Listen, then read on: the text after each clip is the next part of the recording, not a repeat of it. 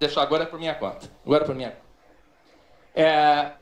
A Universidade Federal de Santa Catarina possui lá um curso de antropologia. E o curso de antropologia tem um núcleo de gênero.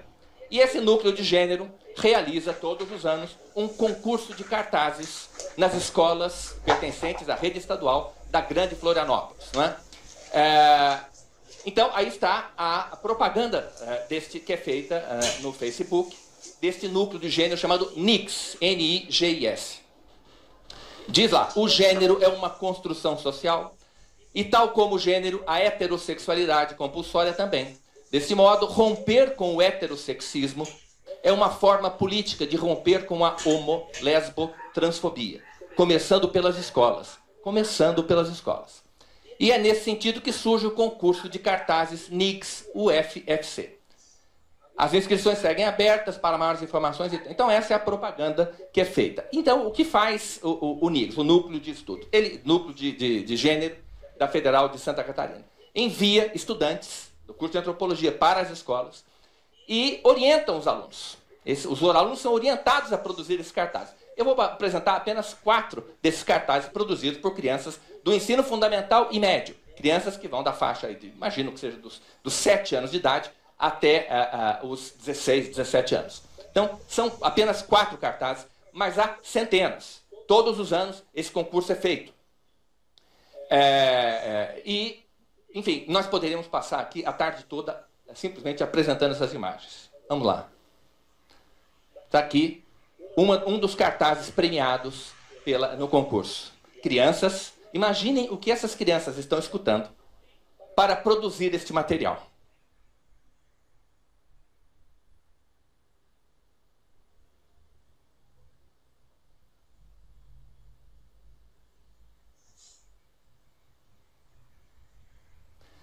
Eu não entro no mérito. Eu não entro no mérito. Eu só afirmo o seguinte: há pais que são obrigados a mandar seus filhos para a escola, que discordam desse ponto de vista. O Estado obriga as famílias a mandar os seus filhos para a escola. E depois os agentes públicos, os funcionários do Estado, se aproveitam desse fato, da circunstância dos pais serem obrigados a mandar seus filhos para a escola, para depois transmitir aos filhos dos outros os seus próprios valores morais. Então, esta é a questão. O que não está em questão aqui, a orientação sexual, a ideologia, não está. A questão é o direito dos pais sobre a educação religiosa e moral dos seus filhos. Vamos lá. Agora eu vou falar um pouco do programa Escola Sem Partido. O que é o programa Escola Sem Partido? Em essência, uma coisa que Vossas Excelências provavelmente não ouvirão de nenhum dos adversários da nossa proposta. Porque eles fogem da nossa proposta, da letra do texto da lei, como o diabo foge da cruz. Porque eles simplesmente não têm resposta para a proposta do Escola Sem Partido. O que é o programa Escola Sem Partido? Simples. É uma proposta de lei que torna obrigatória a fixação em todas as salas de aula do ensino fundamental e médio, das escolas públicas e particulares, de um cartaz com 6 deveres. Basicamente, na essência, é disso que se trata. Não é? E o que dizem esses deveres? Vamos lá. Primeiro dever do professor.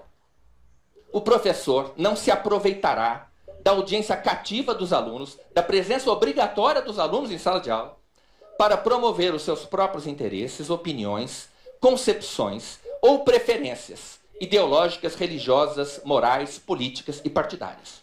Não dizemos aqui quais são as preferências morais, religiosas, as políticas ou partidárias. Quaisquer que sejam. O professor não pode se aproveitar da presença obrigatória do aluno em sala de aula, daquela criança e daquele jovem que é obrigado a escutar o discurso do professor para tentar incutir nas suas mentes as suas próprias preferências, sejam elas quais forem. Segundo dever do professor. O professor não favorecerá, não prejudicará e não constrangerá os alunos em razão de suas convicções políticas, ideológicas, morais ou religiosas ou da falta delas. O aluno tem o direito de ser avaliado pelos seus professores e ser tratado pelos seus professores em função exclusivamente de critérios acadêmicos. Um professor cristão não pode discriminar um aluno por ser ateu. Um professor ateu não pode discriminar um aluno por ser cristão. É disso que se trata. Este dever já existe. Nenhum professor pode fazer isso. O projeto Escola Sem Partido apenas propõe que o dever seja explicitado. para que ambas as partes da relação de ensino-aprendizagem, professor e estudante, conheçam, saibam disso e possam eventualmente se defender se houver abusos. Terceiro dever do professor. O professor não fará propaganda político-partidária em sala de aula, nem incitará seus alunos a participar de manifestações, atos públicos e passeatas, como a gente viu aquele professor de Belo Horizonte fazer, não é? Que o professor não pode fazer propaganda político-partidária em sala de aula, eu acho que ninguém discute, ninguém questiona. Mas a coisa mais comum, e todos que passaram por uma universidade sabem disso, e pelo sistema de ensino sabem disso, a coisa mais comum em época de eleição é professores virem vestidos com a camiseta do partido, com o broche do partido, com o boné do partido. Isto é propaganda político-partidária. Isso constrange os alunos, que, repito, são obrigados a ter presença nas aulas daquele professor. E tem medo das notas e quer agradar o professor e, portanto, está à mercê daquele militante que eventualmente se aproveita dessa circunstância para fazer a cabeça do aluno. Quarto dever. Esse é dos mais importantes. Quarto dever. Ao tratar de questões políticas, portanto, o projeto reconhece expressamente que o professor é obrigado, muitas vezes, a tratar de uma questão política. Ao tratar de questões políticas, socioculturais e econômicas, o professor apresentará aos alunos, de forma justa, isto é, com a mesma profundidade e seriedade, as principais versões, teorias, opiniões e perspectivas concorrentes a respeito da matéria. O nome disso é pluralismo. Respeito à liberdade de aprender do estudante, não é? Então não venham, por favor, mentir e dizer que o Escola Sem Partido quer proibir o debate. Não existe isso. Pelo contrário, ele quer um debate qualificado pela honestidade intelectual. É isso que o Escola Sem Partido... Esse dever já existe. O Escola Sem Partido apenas quer informar o estudante de que esse dever existe. Então não há dúvida, não há nenhuma novidade. Como disse o professor Junkman, o projeto Escola Sem Partido não cria para os professores nenhuma obrigação que já não exista hoje. Ele apenas explicita, mesmo porque o projeto foi inspirado no Código de Defesa do Consumidor. O consumidor, no caso, um consumidor dos serviços educacionais prestados pelas escolas, pelo Estado ou pela escola particular, ele tem direito de conhecer os seus direitos. Isso é cidadania. É o direito de conhecer os próprios direitos. É disso que se trata. Apenas, se esses direitos existem, se esses deveres existem, o estudante tem direito de saber. Não é? Quinto dever. O professor respeitará o direito dos pais a que seus filhos recebam a educação religiosa e moral que esteja de acordo com as suas próprias convicções. Este dever foi o único do projeto que nós praticamente não redigimos. Nós copiamos da Convenção Americana sobre Direitos Humanos.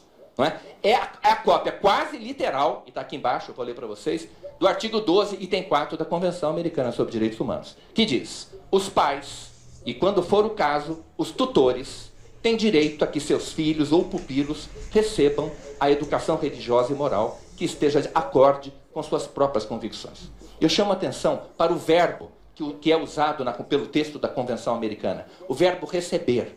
Ele não usou o verbo dar. Ele não diz: os pais têm direito de dar aos seus filhos a educação moral que esteja de acordo com as suas próprias convicções. Não. Os pais têm direito a que os filhos recebam essa educação. A educação que esteja de acordo com suas próprias convicções.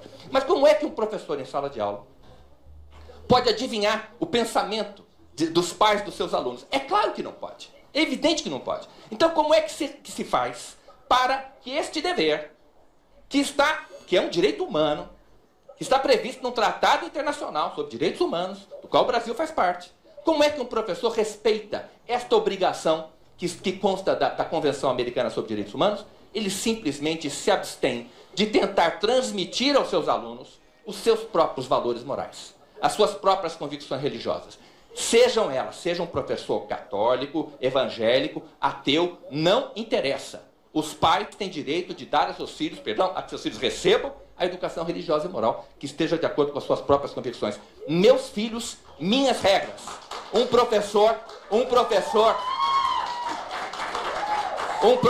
cristão não pode discriminar os seus alunos e não pode tentar transmitir aos filhos dos outros os seus próprios valores. Ele não tem esse direito. Aquela criança tem liberdade religiosa e a presença dela em sala de aula é obrigatória. Sexto dever. O professor não permitirá que os direitos assegurados nos itens anteriores sejam violados pela ação de estudantes ou terceiros dentro da sala de aula. Evidentemente, aquilo que o professor não pode fazer, ele não pode permitir que seja feito por terceiros ou pelos alunos. Muito bem, esses deveres se baseiam em princípios constitucionais. O primeiro deles, neutralidade política e ideológica do Estado. O Estado deve manter uma posição de